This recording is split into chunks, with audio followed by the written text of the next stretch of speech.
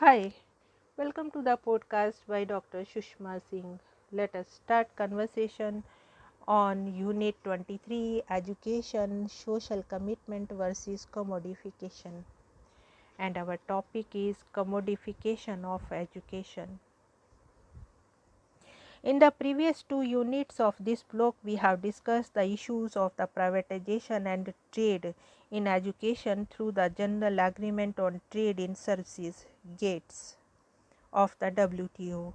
We have also discussed the emerging socio-economic context of globalization, proliferation of information and communication technology, emergence of knowledge economy, which have in one way or the other contributed towards commodification of education. In the era of globalization, social commitment for education cannot be seen only as the commitment of the state and to be fulfilled by the state alone. The interventions of the international agencies, civil societies, and that of the private players in education are to be taken into consideration as a social reality. Simultaneously, the revolution in the information and communication technologies has made a tremendous impact on education. In this complex situation, the state should not remain a passive observer to the market takeover of education.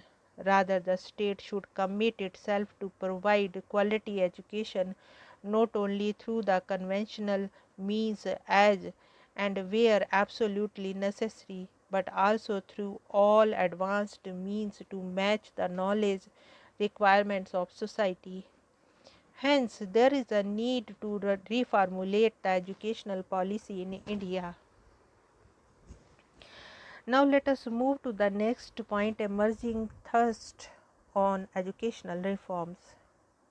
Societies in India are undergoing rapid process of social transformation, specifically caused by planned development of the economy and industrialization in 1950s, the Green Revolution in 1960s and 70s, introduction of structural adjustment programs in 1990s, and penetration of ICTs and in 1990s and thereafter.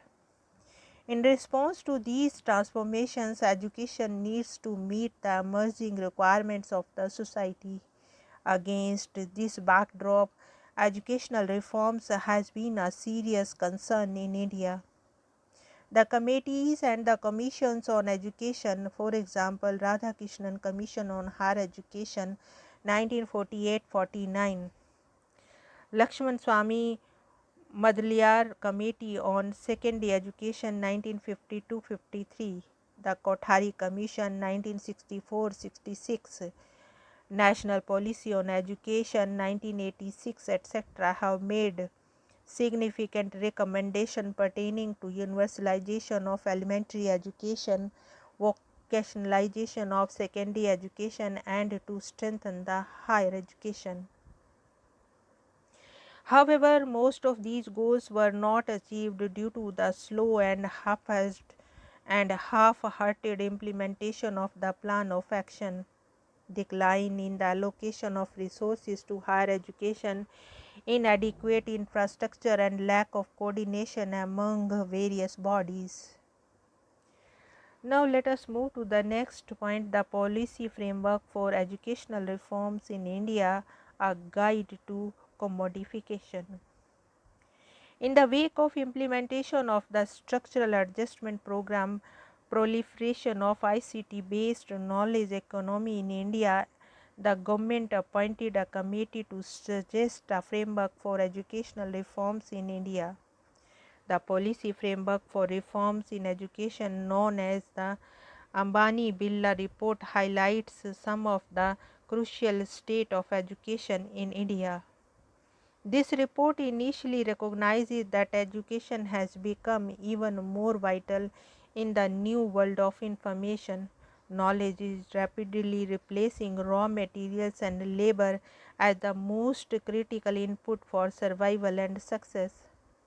Knowledge has become new asset. More than half of the GDP in the major OECD countries is now knowledge based. About two-thirds of the future growth of world GDP is expected to come from knowledge led business. According to this report, India's education system is highly skewed. Her literacy rates are not only low but also highly skewed on gender, state-wise spread, and urban rural spread.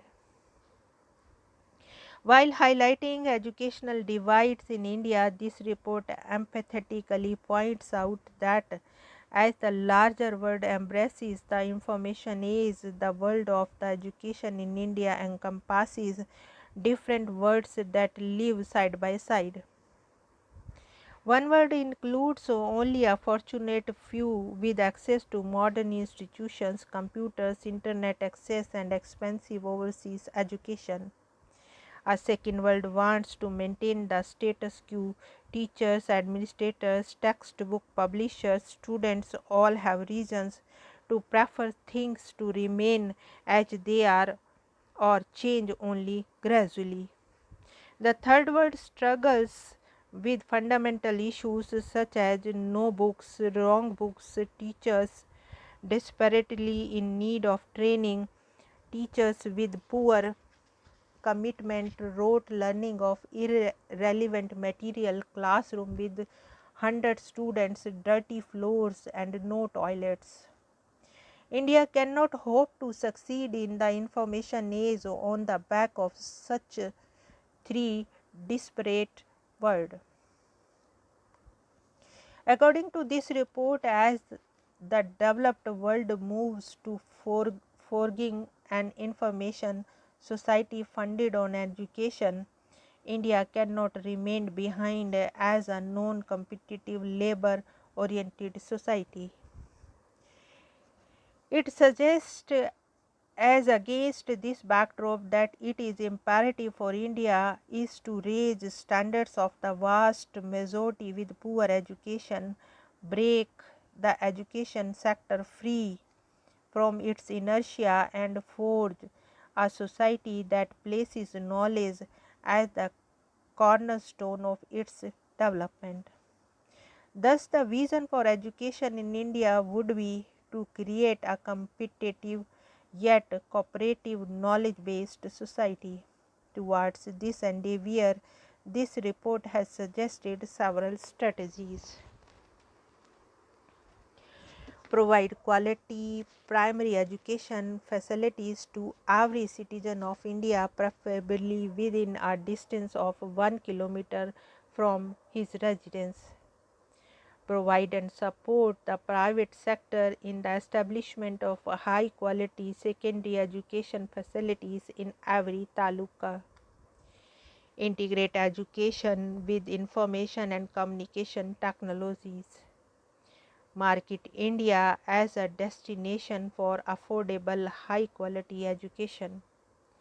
The government should establish an education development fund for primary and literacy education with donations to this fund exempted from income tax.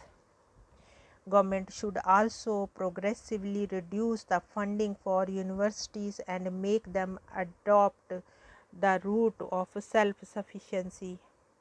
Concurrently, a credit market for private finance of cost of higher education should be developed. A private university bill should be legislated to encourage establishment of new private universities in the fields of science and technology and management. Existing centers of excellence should be encouraged to establish international centers to attract overseas students. Foreign direct investment in education should be allowed, to begin with limited to the science and technology and management areas. All political parties should come to an understanding that they will keep away from universities and educational institutions. Any form of political activity on campuses of universities and educational institutions should be banned. and regional engineering colleges must be provided autonomy, and resources and facilities must be upgraded. According to this report, the education sector in India needs a revolution that embraces information and communication technology, fosters freedom and innovations, and induces a market oriented competitive environment which is vital for progress and prosperity in the information era. Here we wind up this conversation, and thank you so much for choosing this podcast.